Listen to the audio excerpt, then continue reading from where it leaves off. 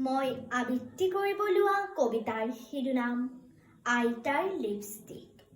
কবি শহীন্দ্ৰ কুমাৰ অধিকাৰী। আইতাৰ দুয়ো ওঠ ৰঙা টিক টিক, লগাই সদায় চাগে তেওঁ লিপষ্টিক। পিছে বাৰু ক'ত পায়, কোনে দিয়ে কিনি, মনে মনে আনি দিয়ে ককাই কিজানি। এই ভাবি কথাষাৰ সুধিলোহে গৈ, হাঁহি হাঁহি আইতাই ঢেক ঢেক কৈ। বতাটোৰ পৰা আনি তামোল এখনি, খুন্দনাত সুমুৱাই দিলেচোন সানি। তামোলৰ গুৰিখিনি মুখত ভৰাই, হাঁহি হাঁহি আইতাই হেলেঙি লগাই। পিক কৰে ৰসখিনি দিলে উলিয়াই, দেখি মই হতবাক কিনো কথা পাই।